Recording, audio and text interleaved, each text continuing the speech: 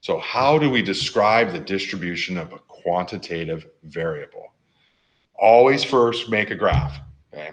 And then we're going to talk shape, center, and variability the book's going to refer to. I'm probably going to say for variability a lot this year, spread, okay? Variability, how much does each value vary, okay? So how do we describe, super, super, super important, how do we describe a distribution? We're going to be asked to do this over and over and over and over again, okay? So the book will talk about, they might call it CUS. They have lots of different acronyms. So what I want you to think about when we're asked to describe a distribution, I want you to think about what's the shape. We just talked about that. Is it symmetric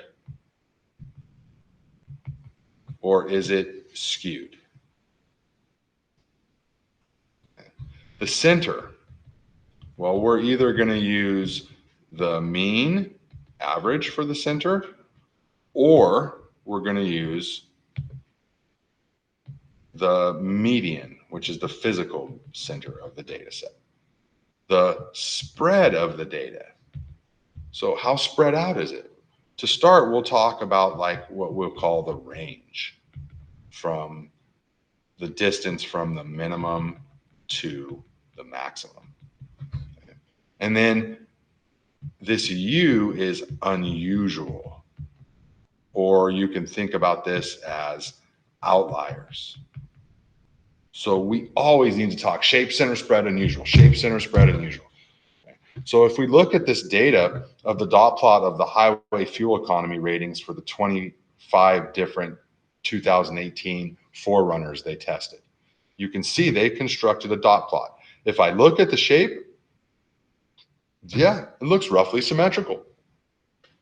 The center of it, well, the center of it appears to be around 22.4. The spread goes all the way from 21.5 all the way up here to 23.3. Anything unusual? Yeah, this 21.5 seems to be an outlier. It doesn't seem to fit the overall data set. Neither does this 23.3. So we talked about the shape, symmetrical. The center, yeah, about 22.4. The spread goes from 21.5 to 23.3. Anything unusual? Yeah, there's one unusual point on the low side, and there's one unusual point on the high side. So that's how we're going to describe a distribution: shape, center, spread. Unusual, shape, center, spread. Anything weird? Okay. What is it? What is it shaped like? Where's the middle of it? How spread out is it? And is there anything weird? Another way to display quantitative data is through a stem plot. Okay? And a stem plot is kind of starts off almost like a T-chart. We have a stem, and you can refer to this on the right side as a leaf.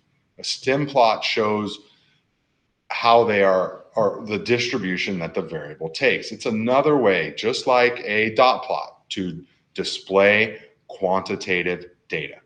So if we look at a couple of these examples up here of stem plots, they give us a key in each stem plot. And it says that 23, and then with the line 5, refers to a player who has a head circumference of 23.5 inches. So this first number here, this 8, is that individual had a head of 20.8 centimeters. How do I know it's decimals? The key tells me.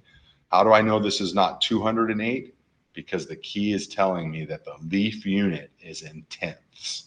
So you'll see that written a lot as well. They'll say leaf unit, and then they'll tell us in tenths.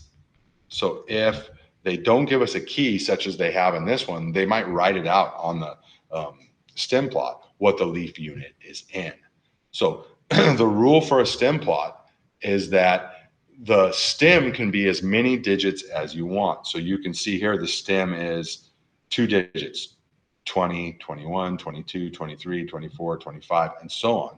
You must have a stem for every value, or for every value that comes up. If there's a gap in the data set, you still need to put a stem in that gap. First, we're going to make stems. this data set went from 20.8 all the way up to 25.6. So that told me I need stems from 20 down to 25. Now, sometimes we have so much data that's so packed together that we can't really get a good visual description of what it looks like. So if we look at this, it's giving us the shape. Yeah, roughly symmetrical. Where's the center? I don't know, somewhere in the 22 range. The center is probably somewhere in there. What's the spread? It goes from 20.8 all the way up to 25.6. Anything unusual or weird? No, it doesn't really look like it.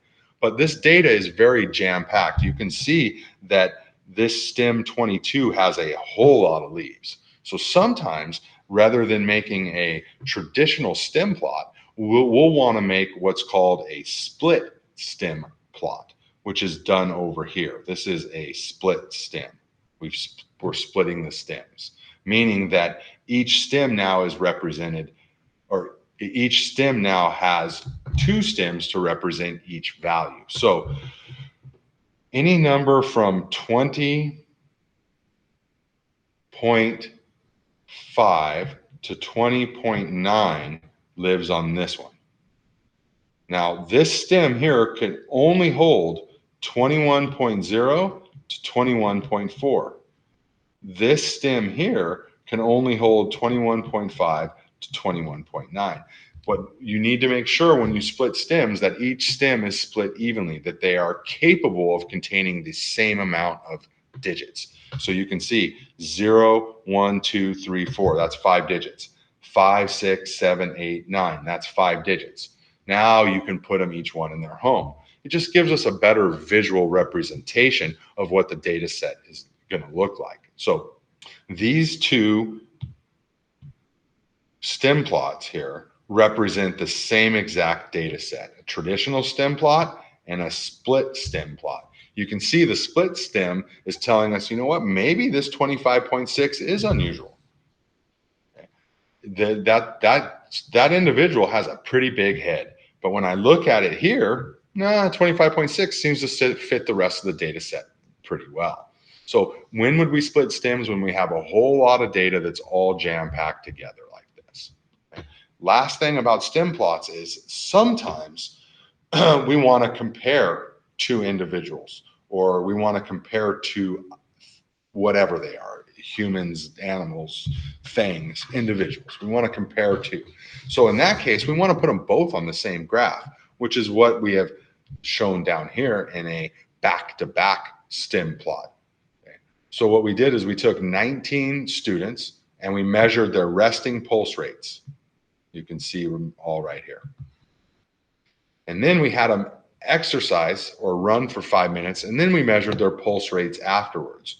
What we're trying to do is compare the pulse rates after exercise to their resting pulse rate. Is there a difference, or is there an association between pulse rate and exercise? And this clearly is showing us, yes, that with exercise, your pulse rate will increase. So there is a relationship or an association between exercising and your pulse. All right, so those are stem plots. Let's look at another way to describe quantitative data.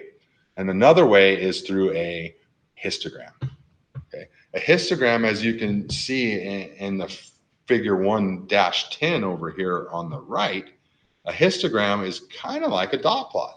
We took the same data set with a whole bunch of dots in the dot plot, and we created a histogram. Dot plots give us individual values. So I can see that there were two individuals that had a score of 1.5. Where when I look at the dot plot, I do not know how many had exactly 1.5. But I do know that roughly 17 individuals had a value between 1.5 and 1.75. When making a histogram, it's important that the interval widths are equal or consistent throughout the graph. So if I go from 1.5 to 1.75, I'm jumping by 0.25. I need to continue to jump by 0.25 throughout the rest of the data set. Okay? So choose equal widths of your intervals. Okay? They say 5 intervals is a good minimum. Anywhere from 5 to 8 to 10 intervals is probably about all you're going to want to do when constructing a histogram. So we'll go somewhere between, say, 5 and 10. Okay.